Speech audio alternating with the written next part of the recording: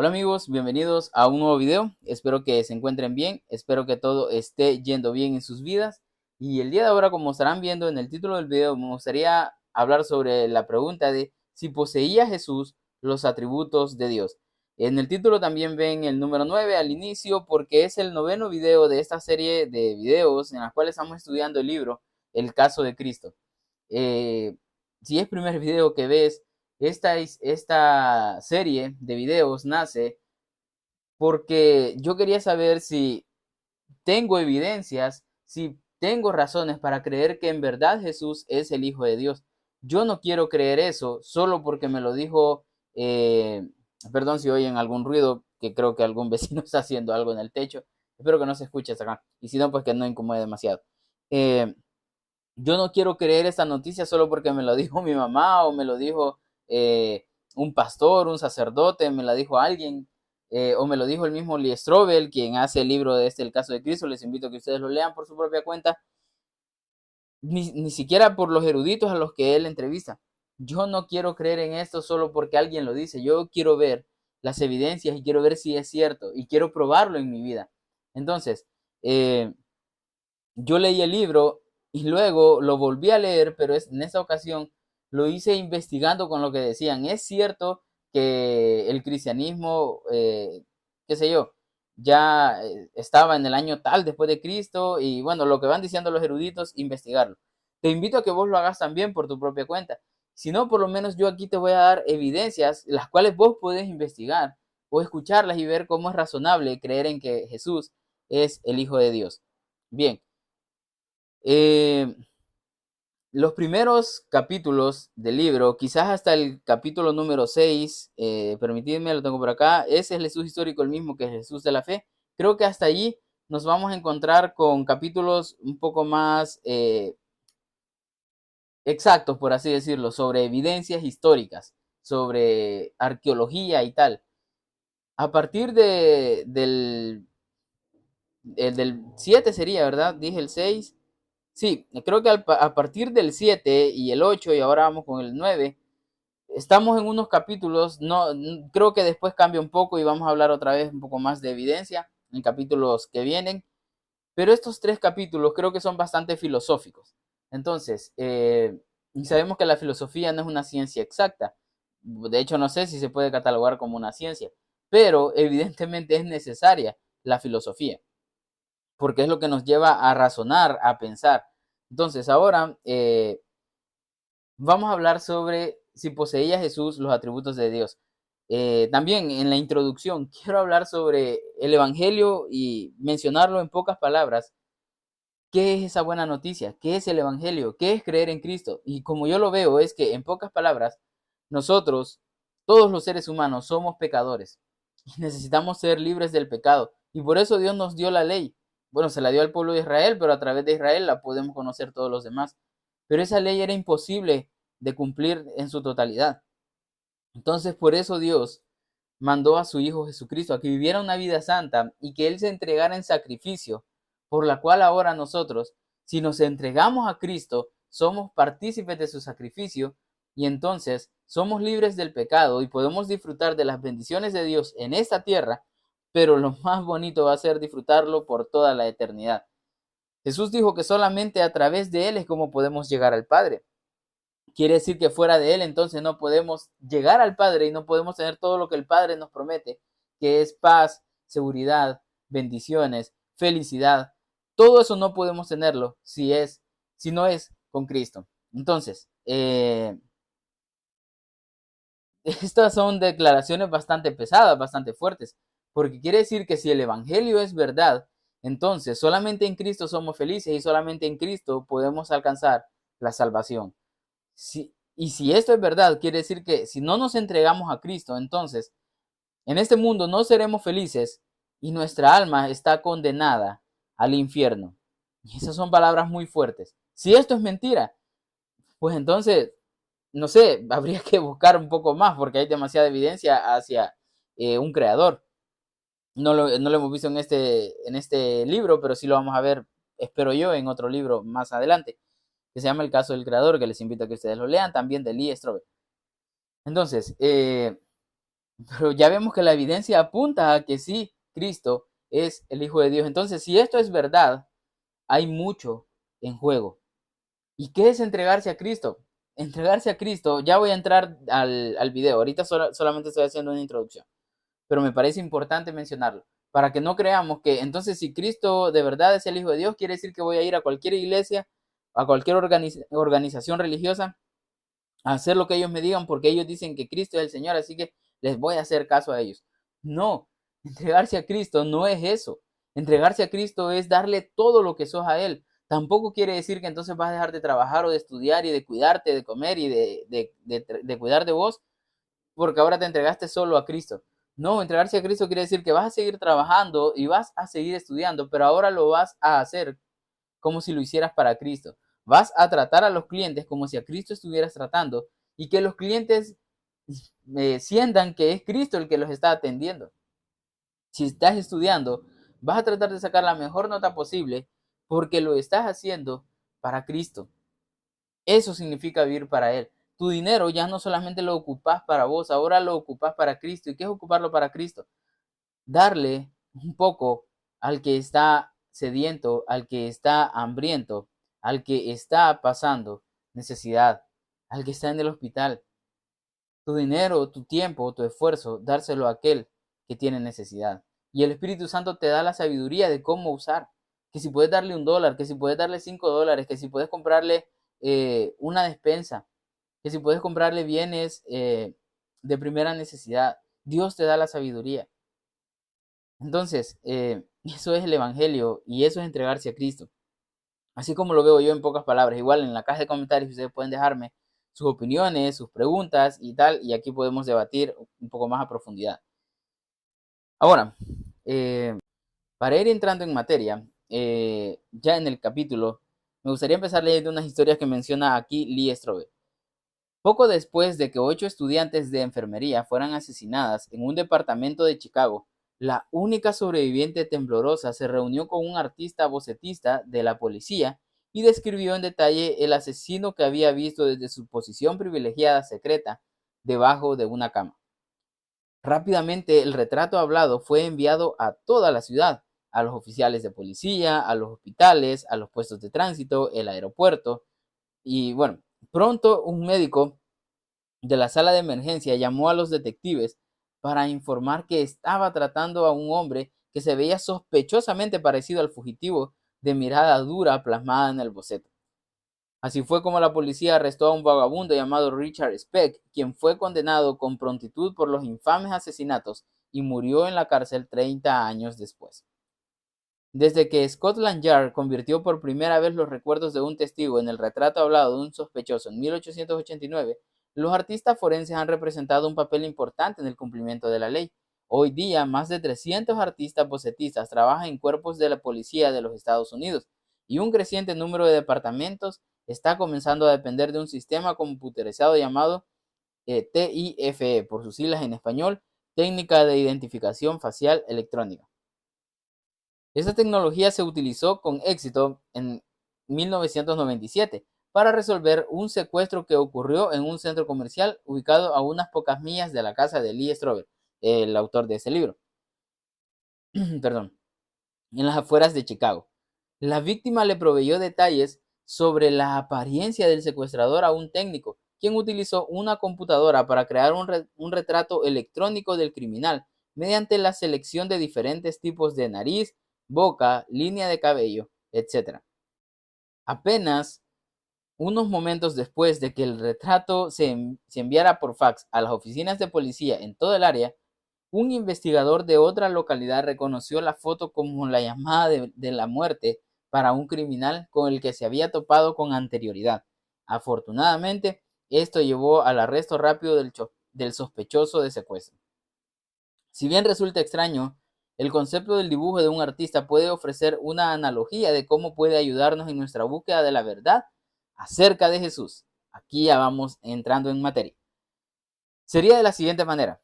El Antiguo Testamento provee abundantes detalles acerca de Dios que nos dan un boceto bien específico de cómo es. Por ejemplo, Dios es descrito como omnipresente, es decir, que está en todo lugar en el universo. como omnisciente, que conoce todo lo que se puede conocer en toda la eternidad, como omnipotente, que es todopoderoso, como eterno, que está más allá del tiempo y a la vez es la fuente de todo el tiempo, como inmutable, que no hay variación en sus atributos, es amoroso, es santo, es recto, es sabio, es justo.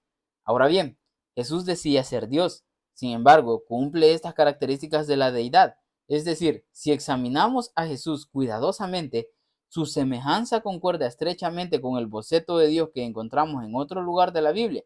Si no es así, podemos concluir que su afirmación de ser Dios es falsa. Esta cuestión es sumamente compleja y exigente. Por ejemplo, cuando Jesús estaba enseñando el sermón del monte en una colina en las afueras de Capernaum, no estaba parado simultáneamente en la calle principal de Jericó. Por lo tanto, ¿en qué sentido se le puede llamar omnipresente? ¿Cómo se le puede llamar omnisciente si él mismo admite sin rodeos en Marcos 13:32 que él no sabe todo acerca del futuro? Si él es eterno, ¿por qué Colosenses 1:15 lo llama primogénito de toda creación? En la superficie, estas cuestiones parecen sugerir que Jesús no se parece al boceto de Dios. De todos modos, hemos aprendido con esta investigación que las impresiones iniciales pueden ser engañosas. Es por eso de que Lee, el autor del libro, estaba contento de que podría tratar estas cuestiones con el doctor Donald Carson, el teólogo que en años recientes emergió como uno de los pensadores más distinguidos del cristianismo. Carson, profesor investigador del Nuevo Testamento en Trinity Evangelical Divinity School, escribió o editó más de 40 libros. Sus campos de pericia incluyen el Jesús histórico, el posmodernismo, la gramática griega y la teología de los apóstoles Pablo y Juan. Luego de estudiar química inicialmente, recibió un título de ciencias en McGill University.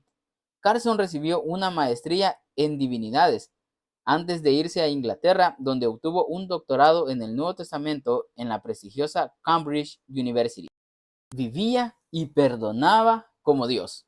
Lee empieza preguntando en esta entrevista, ¿qué dijo o qué hizo que lo convence de que es divino? Eso le pregunta Lee a Carson, el erudito a quien está entrevistando para este capítulo. Uno puede señalar cosas tales como sus milagros, anunció Carson, pero otras personas han hecho milagros. Por lo tanto, aunque puede ser indicativo, no es concluyente.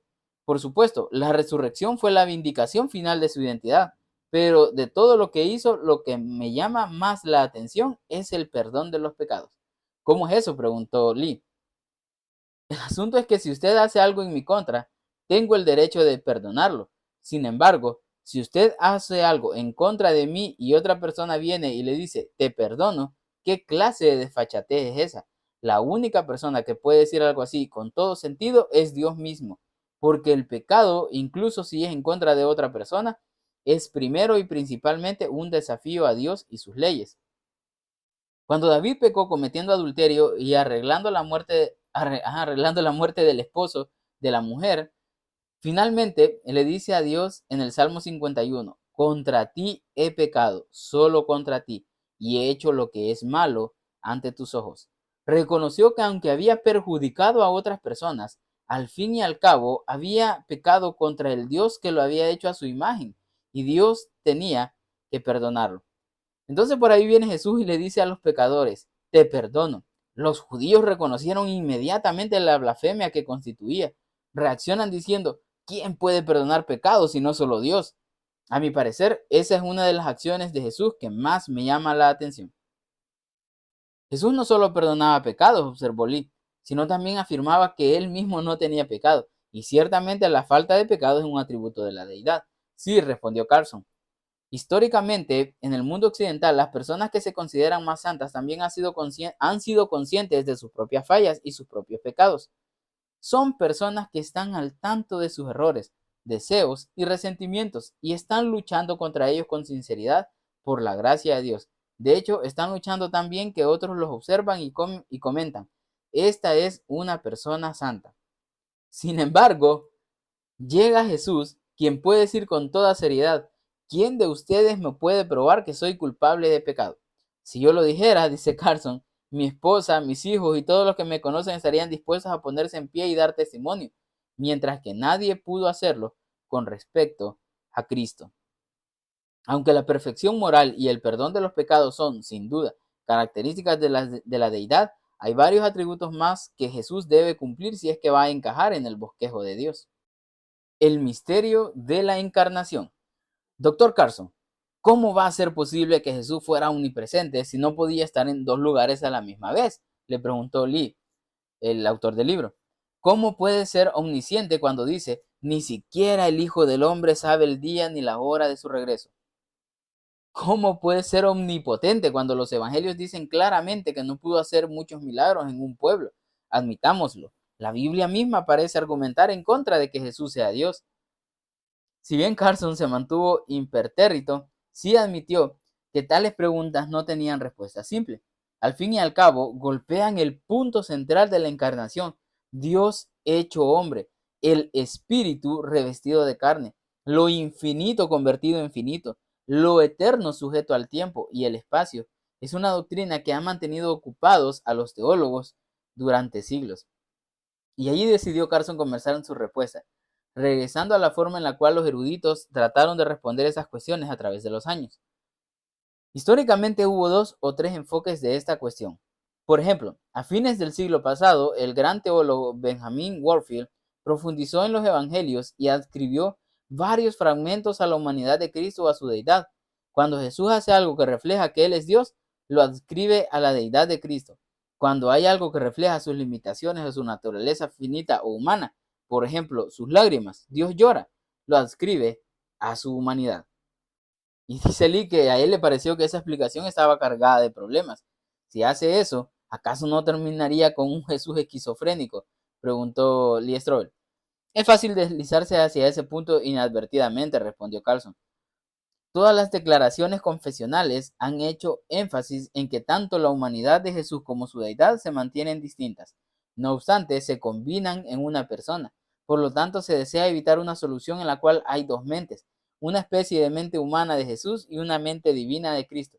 Sin embargo, este es un tipo de solución y puede haber algo de eso. El otro tipo de solución es una cierta forma de kenosis, que significa vaciamiento. Esto surge de Filipenses capítulo 2, donde Pablo nos dice que Jesús, siendo por naturaleza Dios, no consideró el ser igual a Dios como algo que explotar. Esa es la forma en la que debería traducirse. Sino, se vació a sí mismo, se convirtió en alguien insignificante. ¿Exactamente de qué se vació? Esa es la cuestión, respondió Carson. A través de los siglos la gente ha dado varias respuestas. Por ejemplo, ¿acaso se vació de su deidad? Bueno, entonces ya no sería Dios.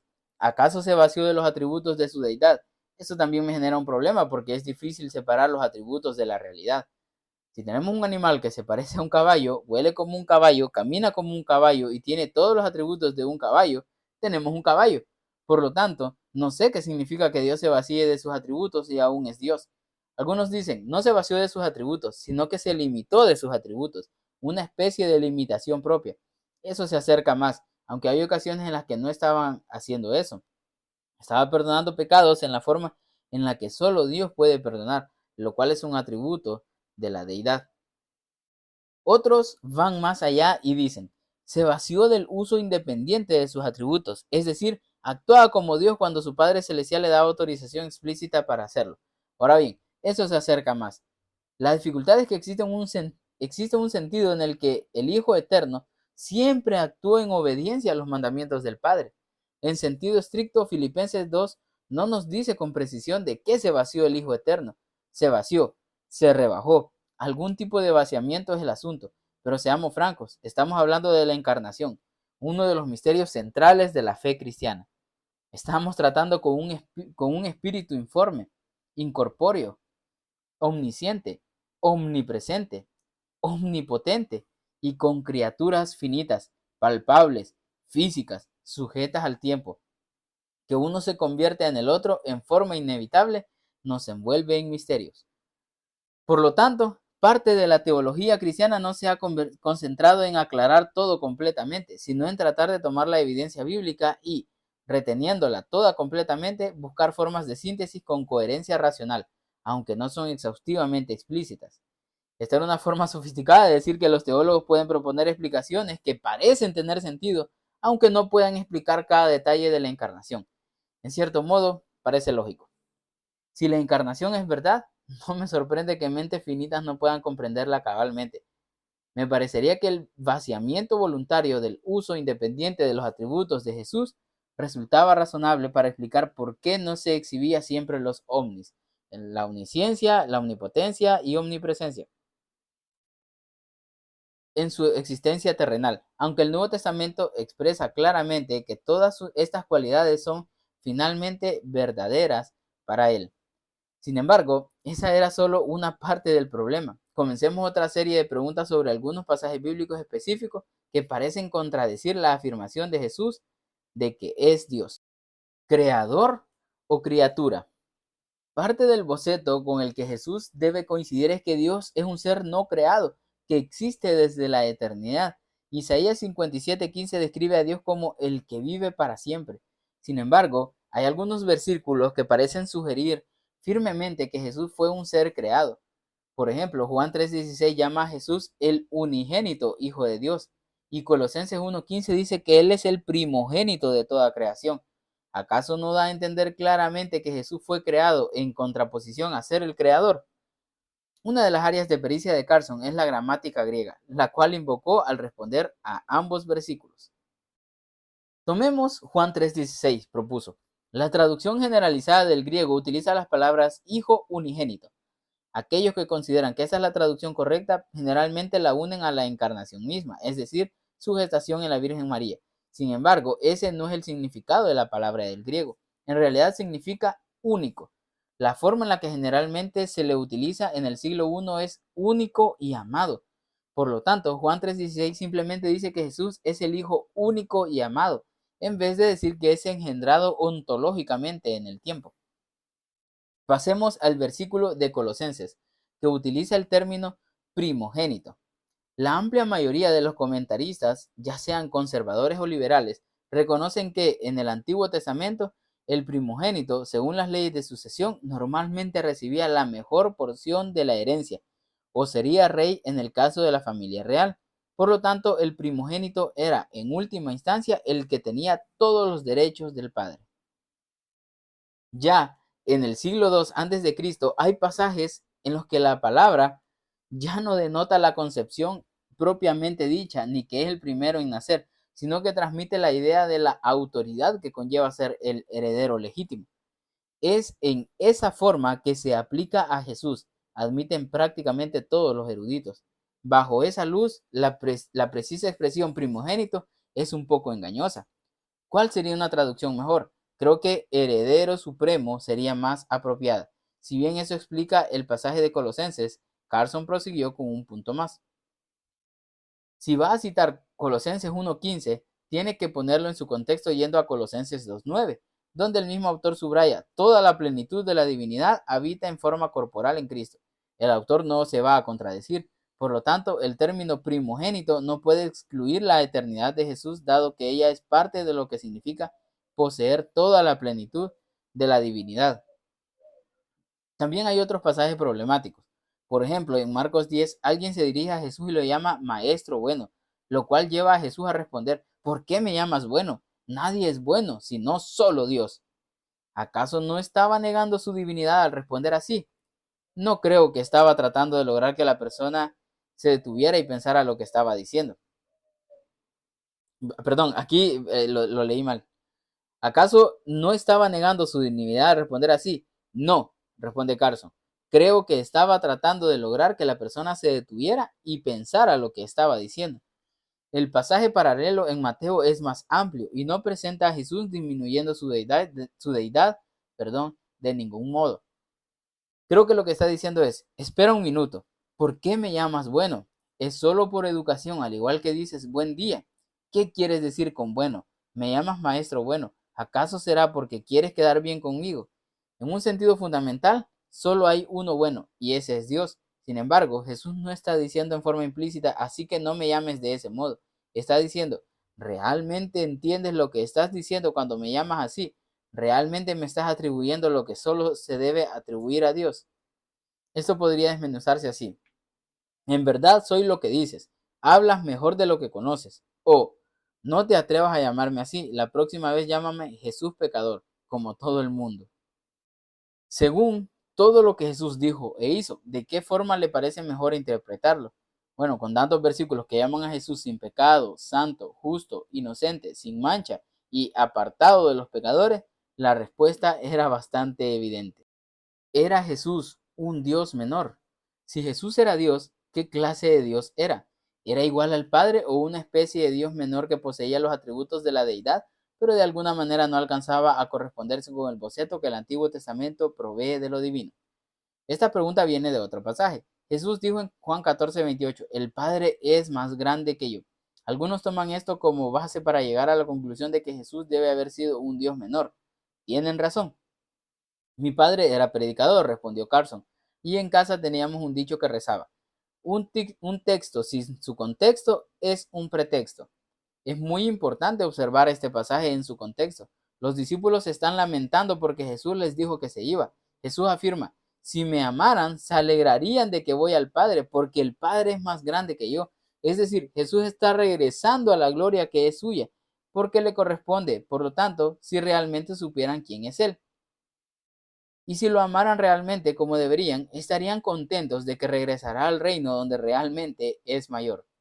Jesús dice en Juan 17:5, y ahora, Padre, glorifícame en tu presencia con la gloria que tuve contigo antes de que el mundo existiera.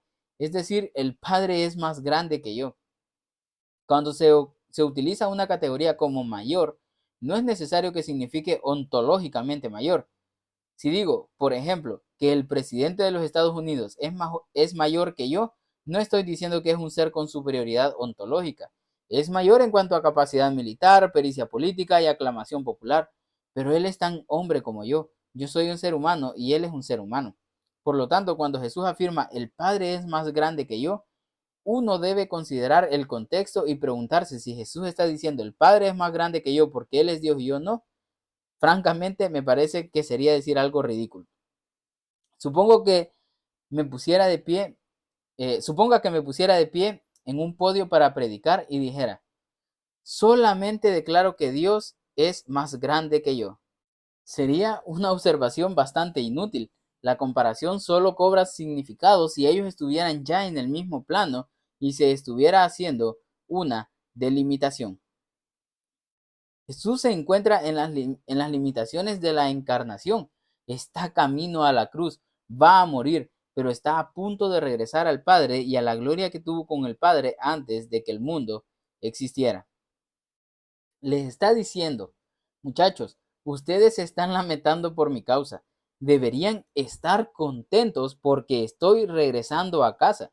Es en ese sentido que el Padre es más grande que yo. Entonces no es una negación implícita de su deidad. El contexto lo deja en claro. Ahora vamos a otro punto. ¿Cómo puede ser Jesús un Dios compasivo y no obstante apoyar la idea del sufrimiento eterno para aquellos que lo rechazan? La cuestión perturbadora del infierno. La Biblia dice que el Padre es amoroso. El Nuevo Testamento afirma lo mismo acerca de Jesús. Sin embargo, ¿cómo puede ser realmente amoroso si al mismo tiempo manda gente al infierno?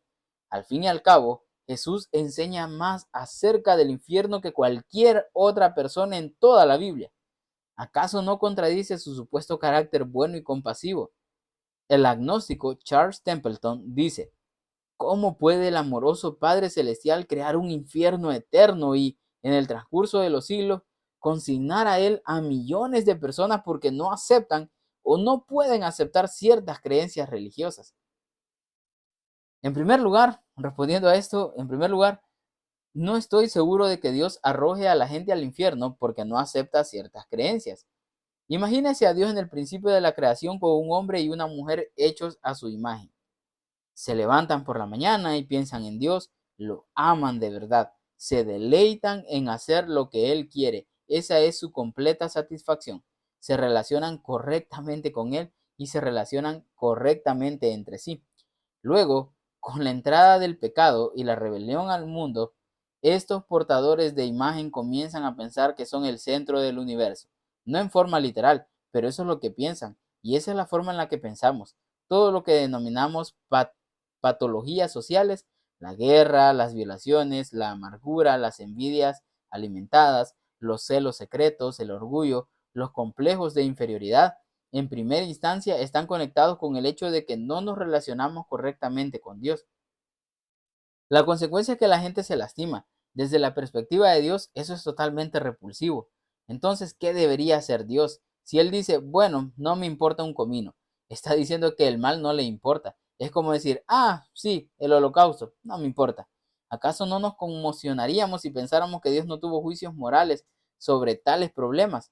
Sin embargo, por principio, si Él es la clase de Dios que tiene juicios morales para tales cuestiones, también debe tener juicios morales para esta cuestión inmensa de los portadores de la imagen divina que alzan sus puños insignificantes delante de su cara y cantan con Frank Sinatra, lo hice a mi manera.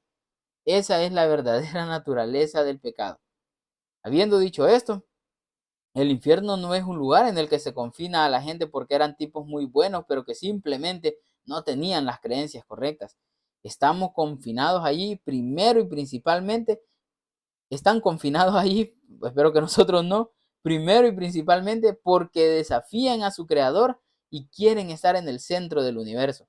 El infierno no está lleno de personas que ya se arrepintieron, pero que Dios no es lo suficientemente bueno como para dejarlo salir.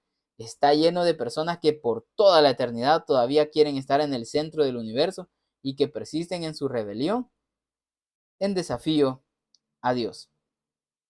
¿Qué puede hacer Dios? Si Él dice que no le importa, Dios deja de ser un Dios digno de admiración, es amoral o positivamente tétrico. Actuar de otra manera frente a tanta transgresión flagrante sería reducir al mismo Dios. Pero lo que parece molestar más a la gente es la idea de que Dios atormentará a la gente por la eternidad. Parece vicioso, ¿no?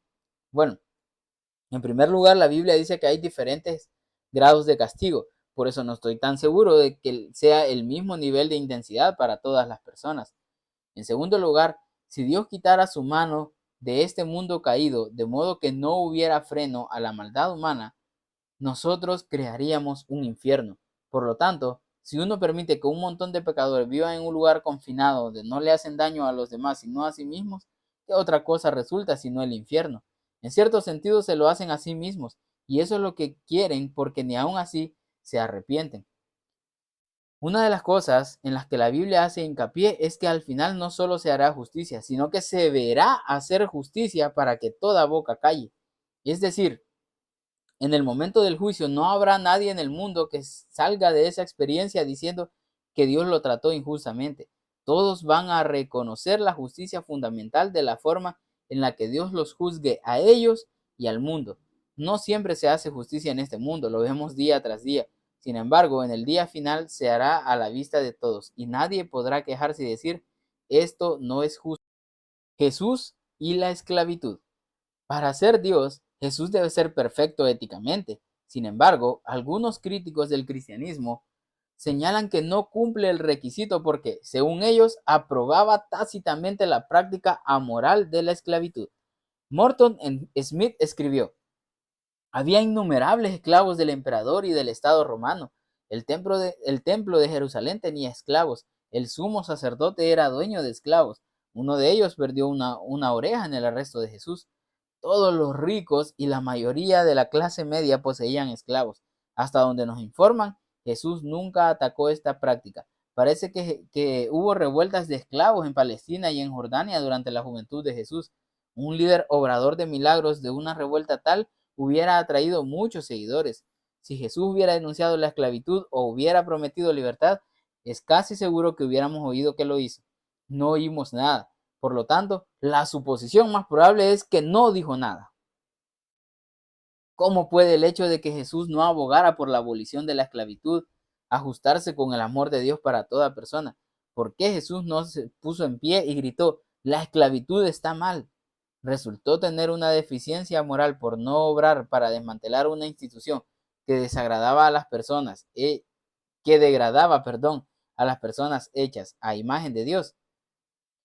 En realidad, pienso que la gente que presenta esa objeción no capta la idea. Si me lo permite, prepararé la escena hablando de la esclavitud antigua y moderna, porque en nuestra cultura la cuestión está comprensiblemente cargada de matices que no tenía en el mundo antiguo.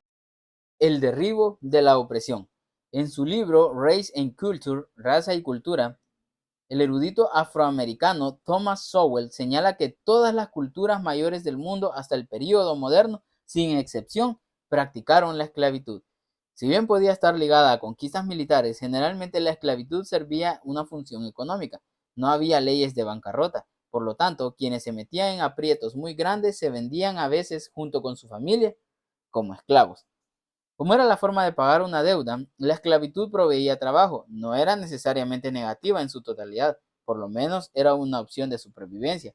Por favor, comprenda, no estoy tratando de romantizar la esclavitud de ninguna manera. Sin embargo, en tiempos del Imperio Romano había trabajadores serviles que eran esclavos y había otros que eran el equivalente de un doctor distinguido, que eran familias ejemplares, y no se asociaba una raza en particular con la esclavitud. En la esclavitud estadounidense, aunque todos los negros y solamente los negros eran esclavos, ese fue uno de los peores horrores de la esclavitud y generó un sentido de inferioridad injusto contra el que muchos de nosotros continuamos luchando hasta hoy. Ahora vayamos a la Biblia. En la sociedad judía, según la ley, todos debían ser liberados cada año del jubileo, es decir, se prohibía la esclavitud cada 7 años. Si las cosas funcionaban o no de esa manera, de todos modos, eso era lo que Dios había dicho y ese es el marco en el que creció Jesús. Sin embargo, tiene que mantener la vista en la misión de Jesús. En esencia, no vino a derribar el sistema económico romano, lo cual incluía la esclavitud. Vino a liberar a los hombres y mujeres de sus pecados. Y este es mi punto. Lo que hace su mensaje es transformar a la gente de modo que comienza a amar a Dios con todo su corazón, con toda su alma, con toda su mente y con todas sus fuerzas. Y a amar a su prójimo como a ellos mismos. Naturalmente, eso tiene impacto en la idea de la esclavitud. Considere lo que el apóstol Pablo dice en su carta a Filemón con respecto a un esclavo fugitivo llamado Onésimo. Pablo no dice que hay que derribar la esclavitud, porque todo lo que lograría con eso sería que lo ejecutaran. En cambio, le dice a Filemón que más le vale que trate a Onésimo como un hermano en Cristo, como trataría al propio Pablo. Y luego, para dar el asunto bien claro, Pablo enfatiza, recuerda, me debes lo que eres por causa del Evangelio. El derrocamiento de la esclavitud, entonces, es mediante la transformación de hombres y mujeres mediante el Evangelio en vez de simplemente cambiar un sistema económico. Todos vimos lo que puede suceder cuando simplemente se derriba un sistema económico y se impone un nuevo orden. El sueño comunista era tener un hombre revolucionario seguido por el nuevo hombre libre. El problema es que nunca encontraron al nuevo hombre. Se deshicieron de los opresores de los campesinos, pero eso no significó que los campesinos fueron libres de repente. Simplemente quedaron bajo un nuevo régimen de oscuridad. En el análisis final, si uno quiere un cambio duradero, hay que transformar los corazones de los seres humanos. Y esa fue la misión de Jesús. También vale la pena formular la pregunta que plantea Sowell. ¿Cómo se detuvo la esclavitud? Él señala que el ímpetu impulsor a favor de la abolición de la esclavitud fue el despertar evangélico en Inglaterra. Los cristianos empujaron la abolición a través del Parlamento a principios del siglo XIX y finalmente utilizaron las cañoneras británicas para frenar el comercio de esclavos a través del Atlántico. Si bien había alrededor de 11 millones de africanos que se embarcaban hacia América y muchos no lo lograban, había alrededor de 13 millones de africanos que se embarcaban para venderlos como esclavos en el mundo árabe. Nuevamente, fueron los británicos quienes, impulsados por personas cuyo corazón había sido transformado por Cristo, enviaron sus cañoneras al Golfo Pérsico para oponerse a ello. La respuesta de Carson tenía sentido no solo históricamente, sino en la propia experiencia de Lee Strobel, el autor del libro. Por ejemplo, años atrás, Lee conoció a un empresario que era un racista rabioso con una actitud de superioridad hacia cualquier persona de otro color. Apenas se esforzaba por disimular su desprecio por los afroamericanos y permitía que su bilis de intolerancia se vertiera en chistes groseros y comentarios cáusticos. Ninguna cantidad de argumentos podía disuadirlo de sus opiniones repugnantes. Luego se convirtió en seguidor de Jesús. Y Lee se sorprendió al ver que sus actitudes, su perspectiva y sus valores cambiaron con el tiempo a medida que su corazón era renovado por Dios. Llegó a darse cuenta de que ya no podía albergar mala voluntad contra ninguna persona, dado que la Biblia enseña que todos somos hechos a imagen de Dios. Hoy puede decir con sinceridad que Él es genuinamente preocupado y acogedor con los demás, incluso con aquellos que son diferentes de Él. Las leyes no lo cambiaron, la razón no lo cambió, los recursos emocionales no lo cambiaron. Él les dirá que Dios lo cambió desde adentro hacia afuera, decisiva, completa y permanentemente. Ese es uno de los muchos ejemplos del poder del Evangelio y que Carson menciona. El poder para transformar gente vengativa y llena de odio en humanitarios, avariosos de duro corazón y gente adivosa con un corazón tierno, traficantes de poder en siervos abnegados y gente que explota a los demás a través de la esclavitud u otra forma de opresión, en gente que acepta a todos. Ese es el poder del Evangelio. Esto encuadra con lo que el apóstol Pablo expresó en Gálatas 3:28. No hay judío ni griego, esclavo ni libre, hombre ni mujer, sino que todos ustedes son uno solo en Cristo Jesús. Responde al boceto de Dios. Las respuestas de Carson eran bien razonadas y de solidez teológica. Al final, sin embargo, cómo funciona la encarnación, cómo el Espíritu se hace carne, sigue siendo un concepto sobrecogedor. Aún así, según la Biblia, el hecho de que sí ocurrió no admite duda. Cada atributo de Dios, afirma el Nuevo Testamento, se encuentra en Jesucristo. Omnisciencia. En Juan 16:30 el apóstol Juan declara acerca de Jesús: ya podemos ver que sabes todas las cosas. Omnipresencia. Jesús dijo en Mateo 28:20: y les aseguro que estaré con ustedes siempre, hasta el fin del mundo. Y en Mateo 18:20: porque donde dos o tres se reúnan en mi nombre, allí estoy yo en medio de ellos. Omnipotente. Se me ha dado toda autoridad en el cielo y en la tierra, afirmó Jesús en Mateo 28:18. Eternidad. Juan 1:1 declara acerca de Jesús: en el principio ya existía el verbo, y el verbo estaba con Dios, y el verbo era Dios. Inmutabilidad. Hebreos 13:8 afirma: Jesucristo es el mismo ayer y hoy y por los siglos. Asimismo, el Antiguo Testamento pinta un retrato de Dios utilizando títulos y descripciones como Alfa y Omega, Señor, Salvador, Rey, Juez, Luz, Roca, Redentor, Pastor, Creador, Dador de vida, Perdonador de pecados, vocero con autoridad divina. Es fascinante notar que en el Nuevo Testamento cada uno de ellos se aplica a Jesús. Jesús lo dijo todo en Juan 14:7. Si ustedes realmente me conocieran, conocerían también a mi Padre. Traducción libre. Cuando miran el boceto de Dios del Antiguo Testamento, verán un retrato de mí. Así que podemos decir razonablemente que Jesús posee los atributos de Dios. Eso quiere decir que Él es Dios. Quiere decir que por medio de Él podemos llegar al Padre. Entonces, quiere decir que la buena noticia es verdad y que las bendiciones de Dios te están esperando si le entregas tu vida a Cristo. Como ya lo dije al inicio, entregarle tu vida a Cristo es empezar a vivir para Él, hacer todo para Él. Espero que esto haya sido de bendición para vos tanto como lo ha sido para mí. Gracias por estar aquí, que Dios te bendiga y sin más, un abrazo y mucho ánimo.